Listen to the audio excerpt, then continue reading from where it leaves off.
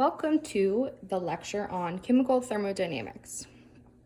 So this is going to be the first lecture looking at chemical thermodynamics. We did one section of chapter 15 last time looking at combustion. It's chemical thermodynamics part 1. All right, when we talk about chemical thermodynamics, we're talking about the study between chemical reactions and heat and work. So study of the relationships of heat and work, study of the relationships with heat and work with chemical reactions.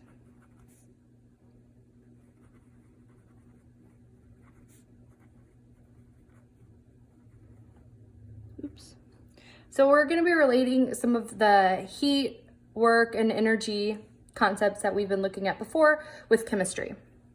So one of the major overarching concepts in chemistry in general is the concept of equilibrium. So when we look at equilibrium, I know that Chem 1 and Chem 2 are a prereq for this course. So some of this I'm hoping that you've seen before. And in addition, a lot of this will be very relevant to environmental chemistry, which you will take next semester. In equilibrium, this is where no changes occur within a system.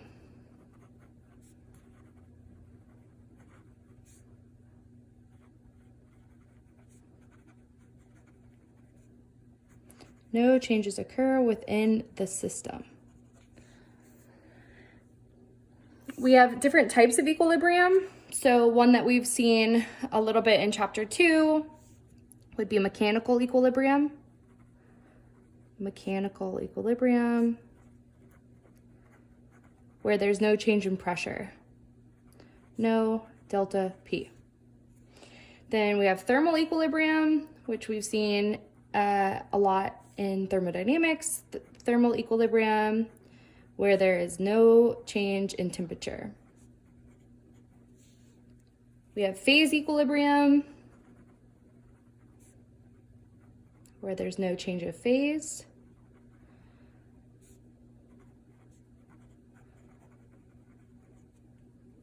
And then the one we're going to be discussing in chemical thermodynamics will be chemical equilibrium.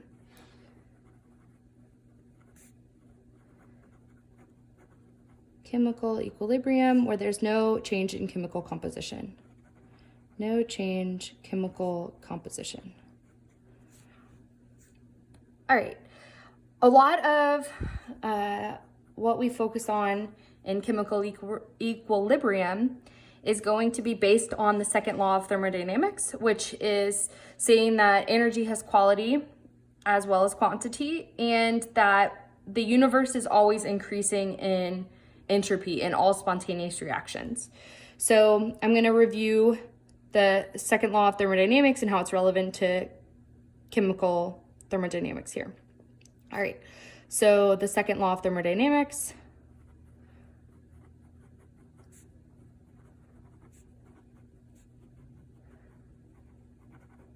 All right, so the second law of thermodynamics says that the entropy of the universe is always increasing with any spontaneous process. The entropy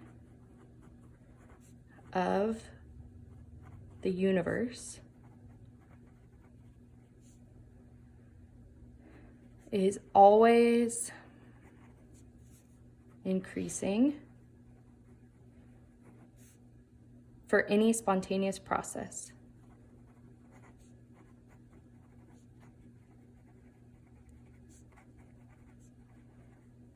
So things do not become more ordered spontaneously. They always become more chaotic spontaneously. We're always going towards a more dispersed and a more chaotic system in a spontaneous system. We as engineers have devised a lot of systems to create non-spontaneous order, so to overcome this entropy.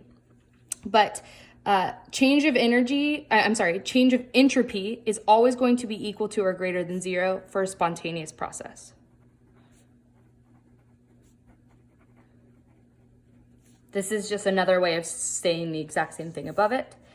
And an example of this, I know I discussed some examples probably the second week of class, but one example would be if you have a glass of water and you add a drop of blue food coloring into it, you're never going to spontaneously recover any appreciable amount of that blue dye. It's going to disperse as much as it possibly can. And no spontaneous reaction is going to get that blue dye to concentrate back, become more ordered back into that blue dye. So glass of water with blue food coloring. That would just be like an example to help you remember that things are always going towards a more dispersed, more chaotic system. All right, so the second law of thermodynamics is related directly to entropy and the quality of energy, which we'll discuss a lot with its relationship to chemical thermodynamics. Coming back to look at equilibrium a little bit, when we look at equilibrium, a lot of times we write out the reaction with the rates, which equilibrium occurs when the rate of the forward reaction is equal to the rate of the reverse reaction. So if we have a reversible reaction, not all reactions are reversible. So a reversible reaction can proceed both forward and backward.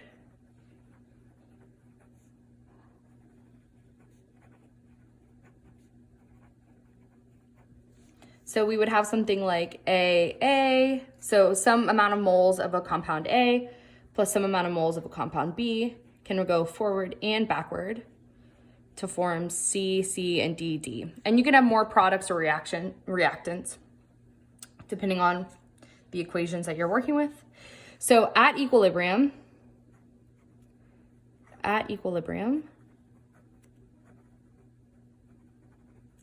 rate forward is equal to the rate backwards. The rate of the forward reaction is equal to the rate of the backward reaction at equilibrium.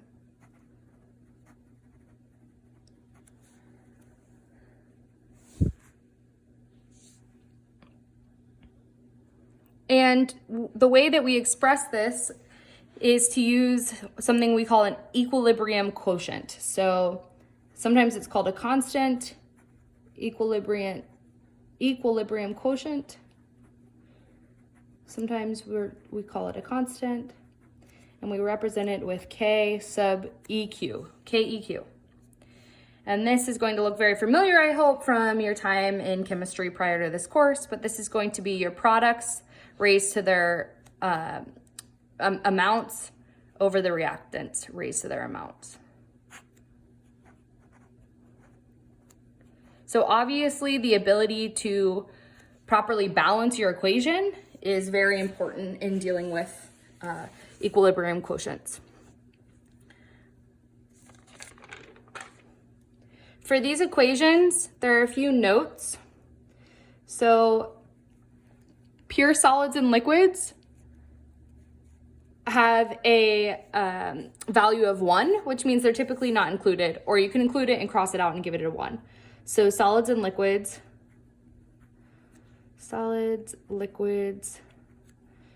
have a value of 1. And for gases, you would use their partial pressure. Gases use partial pressure. For we'll do some examples, but typically you're going to use the molarity to solve these problems. Okay, so let's keep talking about KEQ for a little bit. It gives us a lot of useful information about equations at equilibrium. So when we have when we're looking at KEQ, we can have 3 scenarios. So we can have a large KEQ, which will be greater than 1,000. we can have a small KEQ, which would be less than 0.001. And then we can have everything in between. So a KEQ between 0.001 and 1,000. So for a large KEQ, we're gonna have all products.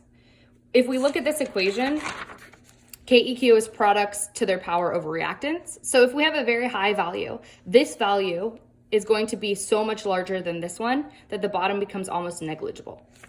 So this one is going to be all product. All products. And the reverse is true for small KEQ. If this value is 0.001 or smaller, then the top is pretty much irrelevant compared to the bottom, the reactants. So this is going to be all reactants. And then everything in between is going to be some products, some reactants, which is a lot more where we deal with problems. Some products, some reactants. As a general rule of thumb, the higher the value of KEQ, the more product favored at equilibrium. The higher the value of KEQ, the more product favored at equilibrium.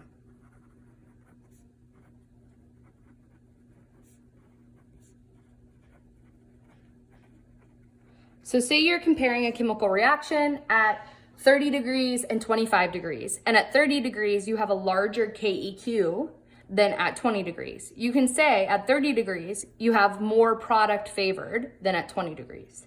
So the larger the KEQ, the more product favored. And the same goes for the reverse as well. The lower the KEQ, the more reactant favored at equilibrium. KEQ is only relevant to equilibrium conditions.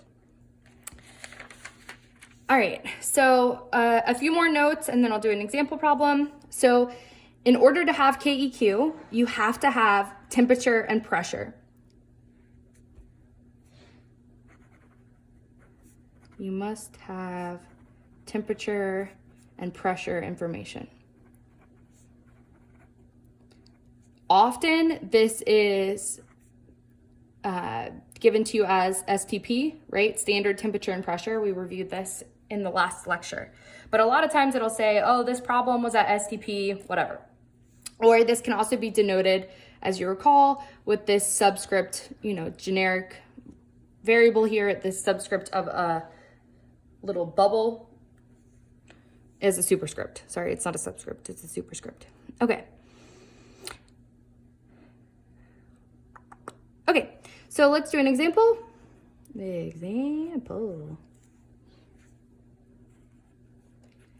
So for this example, we have 2 moles of SO2 gas plus oxygen gas going to create 2 moles of SO3 gas.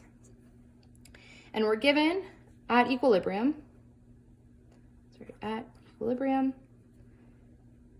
at STP, that's a bad at, but that's an at. So we know that this is at equilibrium and that this is at 25 degrees Celsius and 1 atm. We're given that SO2 has a molar concentration of 0.9 moles, molarity. And then oxygen is 0.35 molarity. SO3, 1.1. And here we want to find KEQ. So at equilibrium, at standard temperature and pressure, our KEQ is going to be equal to our products over our reactants raised to their values. So SO3 is our product, and we're going to raise it to its value of 2. So the first thing to do is it's really important to check if we're balanced. So here we have 2 sulfur. We have 6 oxygen, 6 oxygen. So we are balanced. So check balanced. So we have SO3 raised to the power of 2 divided by the reactants, which are SO2 and oxygen. So SO2 is going to be raised to the power of 2, oxygen raised to the power of 1. We have concentration information for these chemicals. So we know SO3, 1.1 molar. We're going to square that over 0.9 molar squared and 0.35 molar. So our KEQ for this equation, 4.3 equals KEQ at STP. So this is obviously less than 1,000 and more than 0.01. So we're going to have some products, some reactants, and this should make sense, right? If we do a logic check, it's not a terribly high KEQ. It seems like this is a relatively, acceptable chemical formula. I'd say that KEQ is a reasonable KEQ.